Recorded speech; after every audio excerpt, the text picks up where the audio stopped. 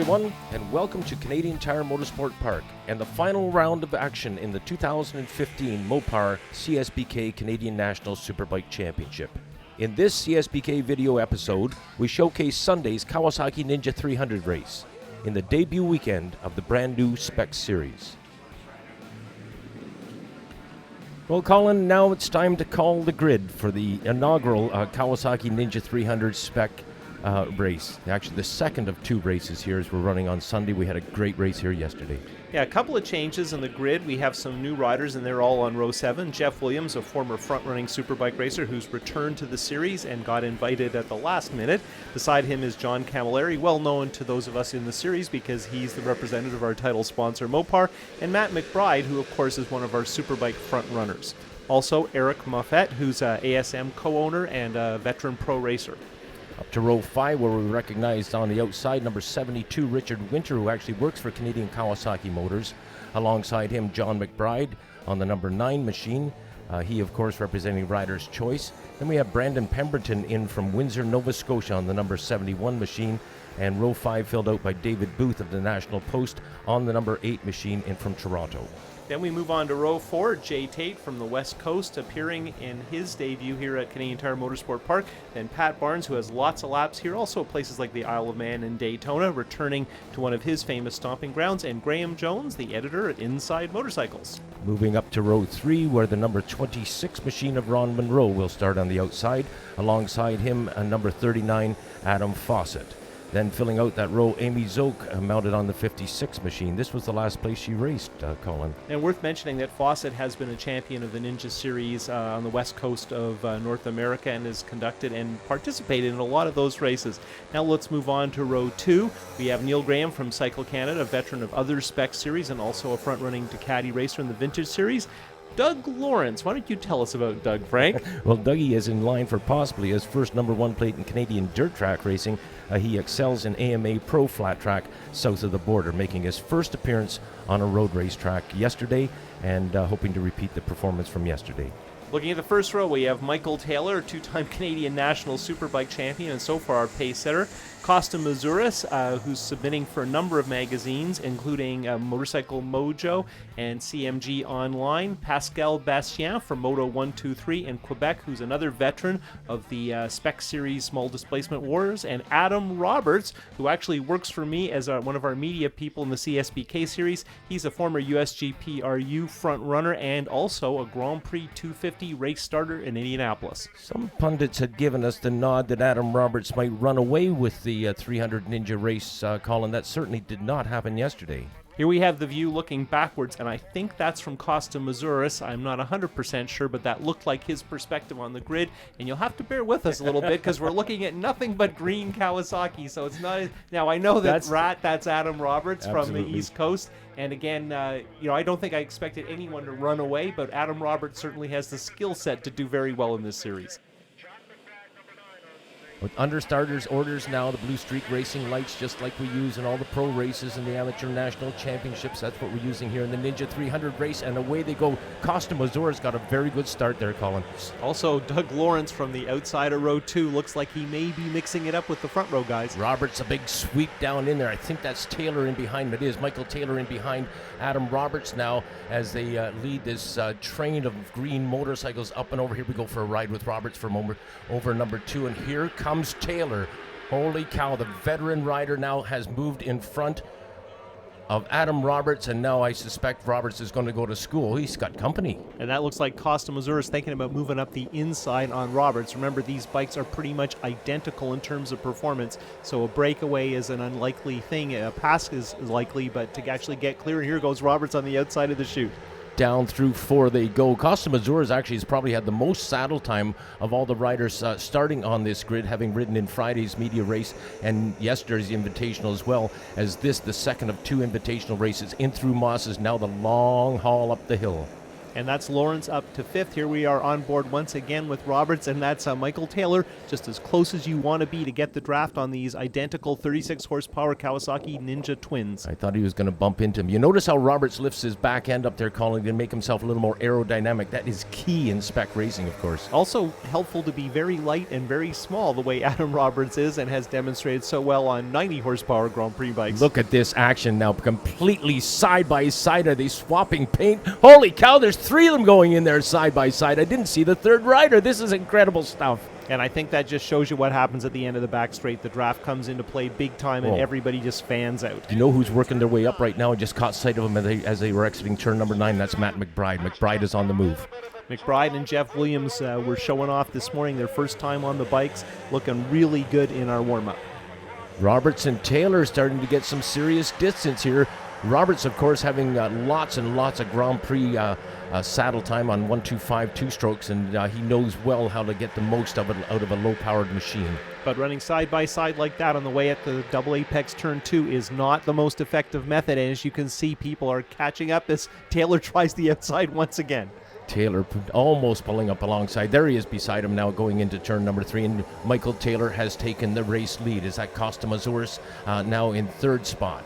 No, I think that may be our American friend in 3rd, bike number 39, right? Adam Fawcett, the rider we introduced on our grid, and look at this. This is incredible as they steam down through turn number 4 and down into Moss's Corner. That's the lowest elevation of this racetrack, Colin. Looks like Fawcett's up to 2nd behind Taylor, and I think that's Mazuris and maybe Lawrence in 4th, although they were side by side at 5B. And now we get onto the back straight, and you want to get under the paint, as you like to say, Frank. Turn your elbows in, get your toes tucked in. Every little bit makes a difference, and the guy at the back of this lineup really can make up some time. Roberts didn't seem to be quite. Was that Fawcett again now moving up on That's the draft? Fawcett making the move early on Taylor.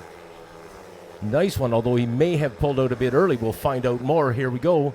That's Lawrence, and he's really working the draft. Is he ever? Right into the race lead. Doug Lawrence has taken the race lead. I don't think that, I know I didn't anticipate this. Here comes Taylor once more. Taylor alongside Lawrence. Now in through that left-hander as they scream down, and you notice Taylor. That's Lawrence, who managed to hold off Michael Taylor. Not bad in your 2nd day of road racing. Kidding. I don't think the kid had been to a road race track before this weekend, and we saw a similar situation when Don Taylor was racing in the XR 1200 series. Here goes Taylor to the inside. Taylor has taken the race lead right in front of Dougie Lawrence.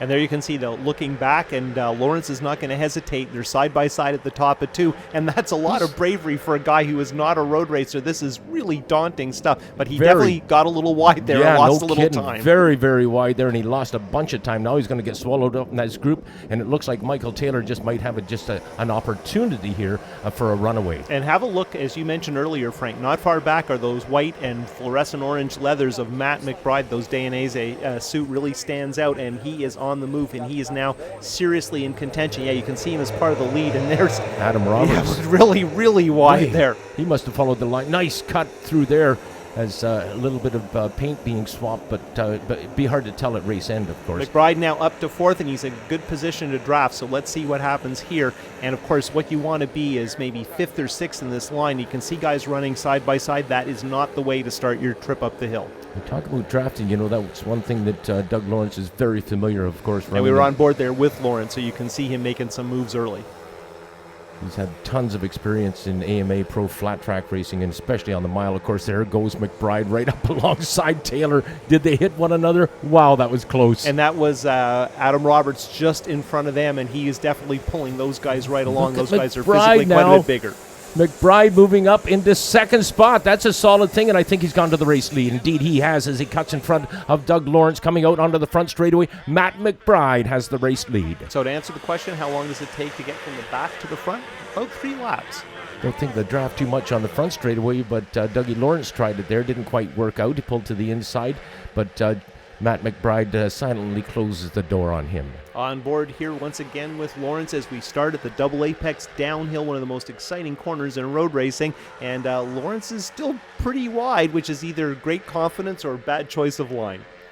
Well, there is quite a disparity in the different lines that riders are taking. And Doug Lawrence told me, Colin, that he had been read the Riot Act before the race began. I'm not sure exactly what he meant by that. Well, there was a lot of discussion about yesterday's race and the feeling that things were about as close as they could be without something bad happening. So there was a lot of blame, and of course everybody blamed anyone else in their group. So the riders' meeting had a bit of a discussion about behavior, and of course this is an example. McBride actually has almost broken the draft here, but I predict they'll all just tow right back up. Well, we'll see. He's He's got a chunk of asphalt between himself and the rest of the pad. Mac McBride has got the largest lead, rather, and he's extending it, if I'm not mistaken. He's got the largest lead that I've seen in this spec racing thus far this weekend. Dougie Lawrence reaching out and giving somebody a tap on the rump. Yeah, and I think that's just to let them know here. At one point, there were 3 different sets of guys drafting. And look at Lawrence just go flying by McBride in the slipstream there. That was awesome. And, of course, if you ever watched a mile, you know all about that kind of behavior. What happened to all that asphalt between them that I was talking about? You were absolutely right on that, Colin. They used the draft to perfection. It worked as a team there virtually. And McBride got eaten up on the back straight and then just used superior entry speed in turn 8 to move right back into the lead. So we have McBride from Lawrence and Facet. And, really anyone in the top 8 can easily win this. And now it comes down to strategy and how much time you can make up. And this is the start of 5. We're almost at halfway.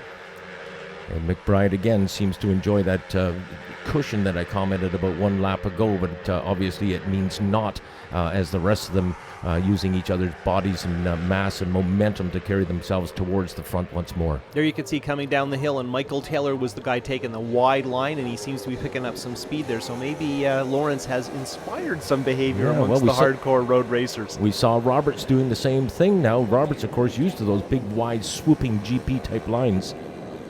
Look at Fawcett getting buffeted around there in the draft as he pulls up alongside now. And I believe that's Jeff Williams has now joined the party here on number 29 in his return to Canadian Tire Motorsport Park after a long layoff from road racing.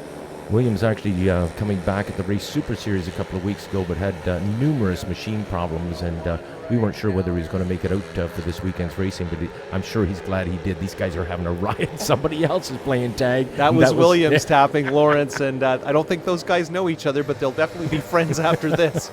There you can see McBride with his left arm tucked in, flat track style, and we'll see what happens. Oh, here Lawrence making room where room isn't. Nice move there. Getting a little surgical, are we? Well, I'll tell you one thing that the race winner and the last place finisher shared. Oh, nice move there. Shared from yesterday's race, Colin, and that was a great big smile. The whole grid was smiling with enthusiasm when they got their helmets off, and I suspect they're going to do the same thing again today. Going for a ride here again with fresh Dougie Lawrence. And there we are watching McBride and his practice partner, Williams. They have now moved to the front from the very back, and they did not do that together. We were all suspicious that they would team up, but no, they made their way separately, and Williams looks like he's going to have a crack at the lead. Comment, if you will, about the runaway that was predicted by Adam Roberts.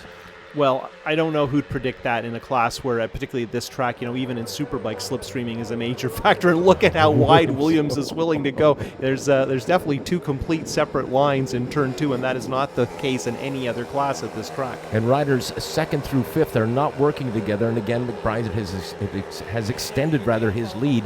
And whether they can catch him up again on the back straightaway, well, there's Dougie Lawrence waving to the camera.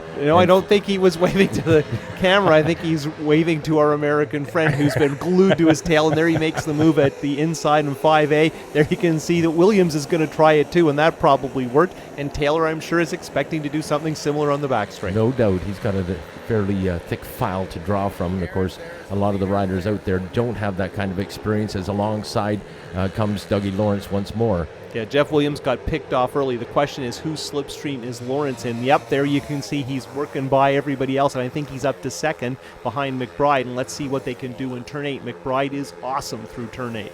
We're also seeing some more hand gestures by riders back in the pack there. Here we go, steaming into 8. And McBride continues to hold a fairly sizable lead. I'm going to give him 10, 12 bike lengths there. I think he lost about half of those just in that one trip through there because of the slipstream. But he is doing a good job. I just can't see him breaking the draft. And look at this. Right to the inside. Very aggressive move by Williams on Lawrence, and it worked. And, of course, Lawrence is not that used to turning left, and here he's got not used to turning right, and he's got another right-hander to deal with. Well, as I was watching from the grid, or from the starting line rather, watching the riders go into turn 1 in yesterday's race, of course, that being a big, long, sweeping right-hander, I saw it as being rather a mirror mile.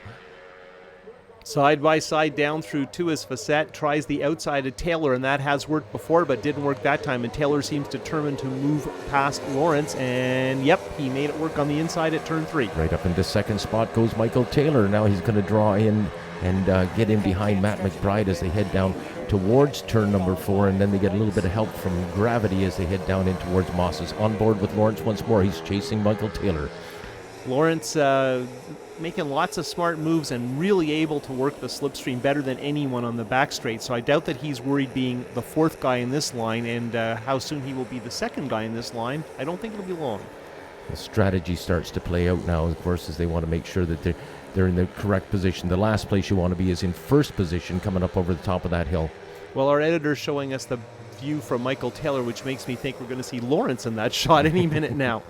Pulling up alongside Matt McBride and making the pass now, and into the lead goes Doug Lawrence once more. With Williams on the outside going for the lead just past the apex of 8, and Lawrence is getting blocked out by the road racers. Williams, Lawrence, McBride, and Taylor, top 4 riders in this race, but they swap positions. Even as you can get the words out of your mouth, they change positions. Coming onto the front straight, and for once they're more or less lying astern, and yes, Frank, they are starting to slipstream on this part of the track as well as the backstretch. So the strategy starts to play out now. Well, we had some question about whether McBride and Williams would work together after what we saw in this morning's warm-up, and now they're together and they appear to be working together. So that is not good news, particularly for somebody like Roberts, although it looked like Roberts and Taylor might work together. If I were looking for a partner, I'd definitely consider Lawrence.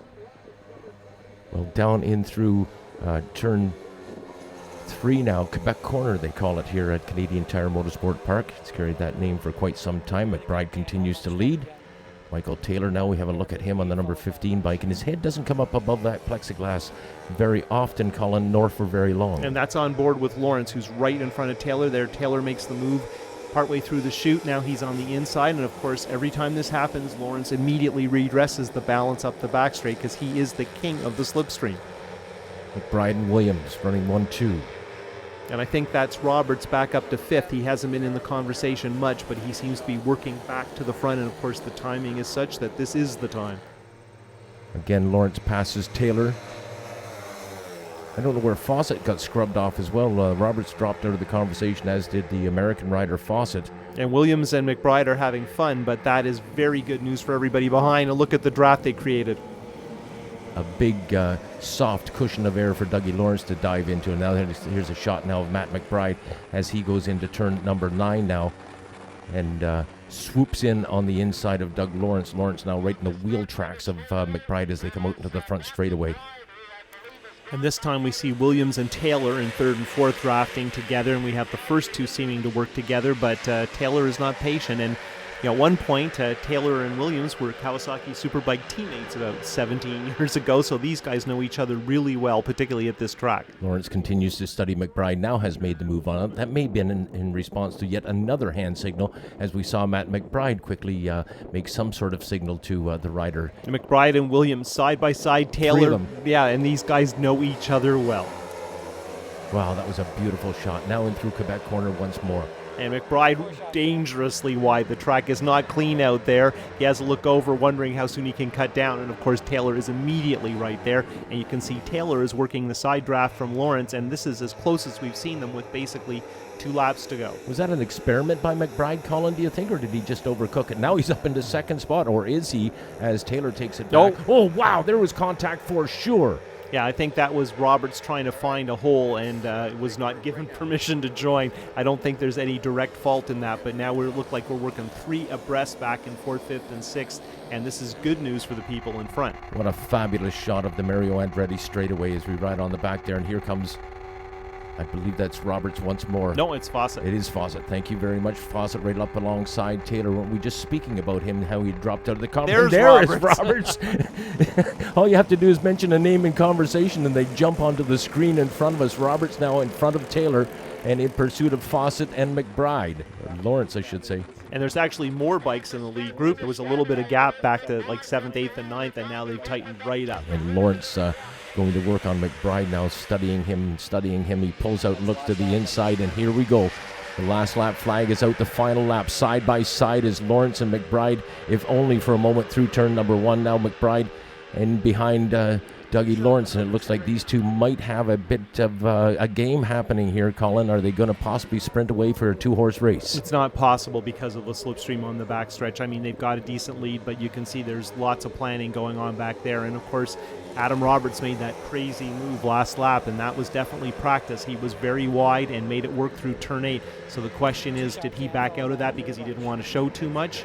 So let's see. And you can see there are 3. Well, this is just crazy. It's hard to call this at this point. Holy cow, 5 or 6 riders now, all with a distinct possibility of a race win here. And Roberts has shuffled his way back up to 3rd. Beautiful move by Roberts as they come down the chute into Moss's corner. Now he'll pick his line through Moss's 5A and B, and now out onto the back straightaway once more. Roberts tucked down, and this is where the small size and lightweight will come to advantage. On board with Lawrence, and he is well to the front and has been a feature of every trip up the back straight as he makes that move. And look at this, swooping by goes Adam Roberts as he moves into the race lead now. So it's Roberts leading Lawrence and McBride as they head into turn number 9, or number 8 I should say, for the last time. Here they go. Looks like it'll be between these 3, and here comes McBride on the inside. McBride to the inside indeed of turn number 9. He gets the door slammed on him, not getting it done this time around. McBride through 9 and now into 10. Oh, he's got the race lead. He has taken the race lead now and is sprinting away just a tad. McBride has taken the race win. Definitely looked like Roberts for a second from Lawrence by not much, but McBride's effort on that last lap, just total dedication. Those last couple of corners, that was pure road racing in terms of not the slipstream, but in fact making the bike work in the turns on those sticky new Dunlops. And Adam Roberts giving a burnout to the fans and acknowledging, waving to the CSBK camera as McBride does a wee bit of a, I'll call it a Steve Crevier jump over the speed bumps. And you know it's fun to win a big race at Mosport in front of a big crowd, and McBride dropped into the series, a last-minute fill-in for an injured rider, and it's a fantastic job. Adam had my plan. I think he drafted to the lead into 8, and if we were on dirt, I think I would have been brave and stuck it up the inside of him. But it was pretty tight, and we were getting in there pretty hard, and I got pulled into his draft. And Matty went around the outside 8 and kind of put it all together. It was so much fun. It was great fun. I thought I had kind of all hope was lost there. I was a little ways back and kind of made it all sort of work near the end to just about it. But. No, I had a great time. I want to thank Kawasaki, Bob, Jeff, everyone for letting me come out and have fun here. And these guys on the box rode well. Really impressed. Doug rode so well. His corner speed at the end of the race compared to the beginning of the race was so much faster. And it was unbelievable. So it was a lot of fun. And with Williams up there and Mike, so it's a good time being able to beat on each other out there. Colin Fraser presents Doug Lawrence with the number 1 plate, 2015 Kawasaki champion. And Colin, I don't think we expected to see a dirt tracker up here on the podium. Well, everybody was so proud of how Christie did last year. Of course, he shows up at a national and puts it on the top of the box. So yeah, it's embarrassing to everybody who road races, but good for Doug. Congratulations, Doug Lawrence taking the number 1 plate in the series.